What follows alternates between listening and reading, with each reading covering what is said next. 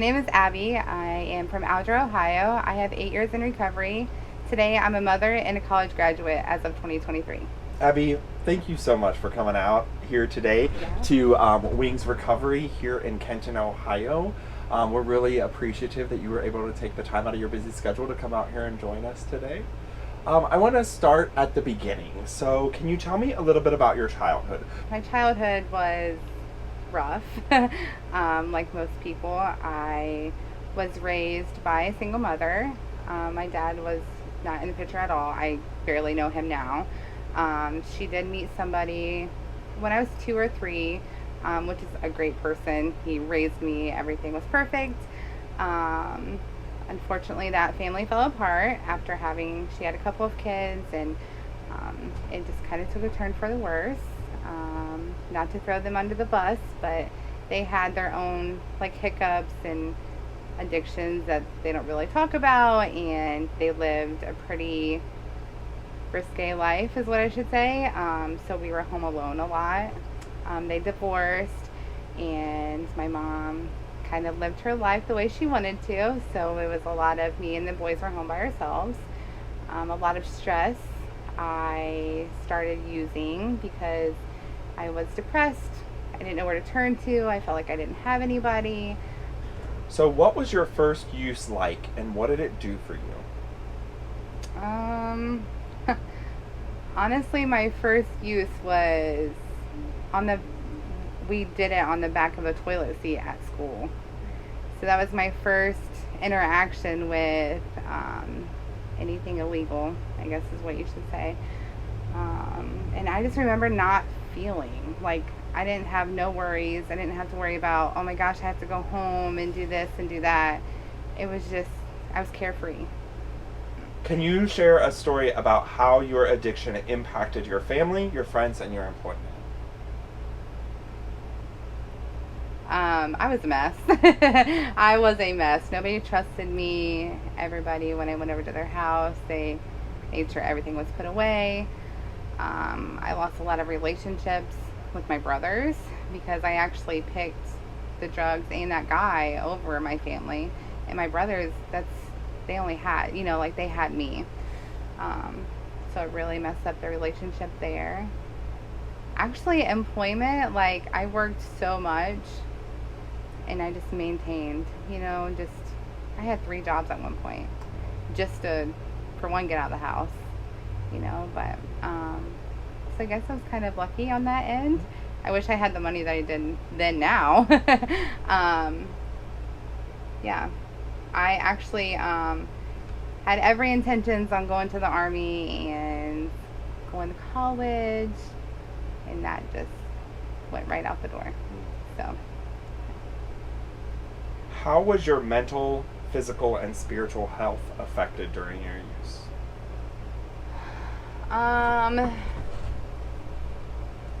I mean, clearly, you can't think straight. So, that was affected. I think long term, though, mentally, like, I still have a lot of moments. I have, obviously, PTSD from the things that I went through. But a lot of things, like, I black out. But then, like, once I start, like, sitting there remembering, like, I'm like, oh, that, like, I feel that. Physically, I looked ill. I mean, don't we all kind of look like that? Financially, I mean, broke. Did what I had to do, so. What about Yeah. spirituality? I don't think I had any. I think it's gone. Can you share a story that highlights your use? I was in this really toxic relationship with this older man. We used together. He was very violent when he's high and when he's not high, actually. And he was also an alcoholic. But I remember many times trying to come home from work, and I just didn't even want to walk in the door. I didn't know what the night held, and I didn't know if I was going to end up in the hospital or not. So at what point did you recognize, like, ooh, I might have a problem? When that's all I lived for. Every moment of every day is, how do I get $10, $20 to go get my fix? what do I got to do? Um, that's when I knew there was a serious issue. Having 3 jobs and not having anything to show for it, it's pretty bad. What happened when you decided to get help? Actually, when I decided to get help, I felt worse. You know? Yeah. Like it was, they described it as I lived in fight or flight mode all the time. And I maintained like that. When I got clean and started getting help, and it was awful. Like, I had anxiety so bad. I couldn't drive. I couldn't leave the house. The man that I ended up marrying, that I'm now divorced from, he was my savior. Like, he helped. I slept so much, obviously. But it was rough. It was rougher than I thought it was going to be. Did you do a medical detox? I did not. Okay. No. Did you detox at home? Yes. Can you share a little bit about what it was like to detox by yourself? It was lonely. It felt like I didn't want to do it because it was so lonely. Because if I was using, that person was around. As much trauma as he put into my life, I depended on that, and it was sick. So to be at this other place that was home, I just didn't feel like it was home. You know, it was just, I was sick, tired. I just wanted to leave. At one moment, actually, I did leave and came back, but yeah. Were there any barriers that were stopping you or holding you back from getting help? Him. That relationship. Have you done any work with codependency and stuff like that? Yeah, I've went to counseling and groups for codependency. To be quite honest, I feel like sometimes I kind of teeter-totter still with it a little bit.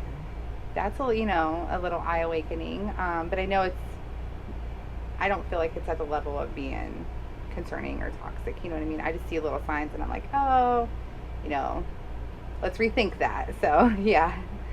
What kind of support helped you in your recovery? I went to counseling twice a week, actually. I know there was this group actually on the internet that it was just a group of people that shared their story and asked for advice and was just there to listen. And now I have went to 12 steps and now I facilitate. Awesome. Very cool. How has your employment journey changed in your recovery? I look for more meaningful jobs now. I like to give back to the community that I was in. I currently work for Wings as a recovery coach. I do one-on-one peer counseling and I facilitate in groups. Very nice. So what does your recovery look like today? Like I said, I'm a college graduate, which was a huge step for me. So I got my associate's degree in criminal justice. Funny thing is, I probably won't do anything with that, but now I'm a mom, and that's been the biggest miracle that has happened. That's awesome. Can you share any stigma that you faced while recovering, whether it was from family, friends, community, employment, or healthcare? There was one that kind of stuck out to me that somebody told me that I deserved the abuse that I got. Yeah. How'd that make you feel? Low. I struggled with self-esteem for a very long time. I still kind of do today, but it's a lot better. And I think, with recovery and mental health, it's an everyday process. You can't just today I'm not going to do it. That's not how that works. How has recovery helped you to heal relationships damaged by your active addiction? I think differently. I tend to respond instead of react. That has helped mend relationships. Right now I'm on a journey with mending a relationship with my mother. Her and I have had very toxic interactions, and things are changing. So I think slowing down and finding the person that I am has helped. What have you learned about yourself from your addiction and recovery? So addiction taught me that I'm actually a people person, and I actually like being around people. Recovery taught me that unfortunately not everybody's genuine, and to not put trust into every individual that I come into contact with. So building boundaries and, just setting appropriate interactions. I'd like you to describe a feeling that you've received through your recovery that was not there through your addiction. Happiness. Genuine, like I wake up. And I was actually talking to somebody about this. Like, they're like, why are you so happy in the morning? I'm like, because I'm happy to be alive. There's many times, like I said, in my past, like it was not good. And I'm shocked that I even lived through it. So, yeah. What are some internal and external motivators that keep you in recovery today? Internal, my self-worth. Because now I know I'm worth more than what was being offered and what I can get myself into. External is my son. So now that you're in recovery, what dreams do you have for your future? To help as many people as possible. That's a big goal of mine. I'm always given like a helping hand. I don't want to see anybody struggle. I like to communicate with people. Like if you're feeling some type of way, like, can you explain to me why? I feel like I'm a good listener because of that. So I think long-term goals, I just want to help. I don't know how, I just want to do it. Yeah. Okay, so you had talked about your miscarriages in your recovery. So do you mind sharing a little bit about that for maybe some of the women out there that might have experienced some things like that? Yeah, like I said, I got clean. This guy that I've known for a really long time is where that helped me get clean. I actually never thought about having a family. It just wasn't in my books. I didn't want it because I was selfish. I got clean. I got pregnant. We had a miscarriage at 16 weeks. And then we found out that I had a disorder, that I just needed some extra medicine. Got pregnant again, and she came out too early, and then ended up getting pregnant one more time because we're like, just one more time, we're going to try it. Got pregnant. I carried her to 22 weeks in a few days. She came out. The doctors told me that she'd be stillborn, but in all reality, she came out breathing, and she blessed us with a couple of hours. It ultimately led to my divorce with this individual, but we actually now have a son together, and we co-parent, and we just make it work. That's great. Yes. Love it.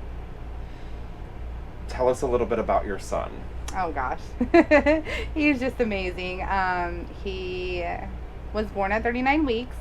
He was 9 pounds 12 ounces and is currently 14 pounds and 25 inches long. So he's a big guy. He's so smart. He's advancing all of his milestones, and he's what I needed in my life. He was definitely a godsend. Love that. Yes. Is there anything that we missed that you'd like to share with the world? Don't give up. Just don't give up, because it is possible. Abby, thank you so much for taking the time out of your busy schedule to come join us here and share some inspiration and hope for those who need it to hear it most. Your story will help to spread awareness, humanize addiction, end stigma, and inspire hope one story at a time. Thank you so much. Thanks. Yeah.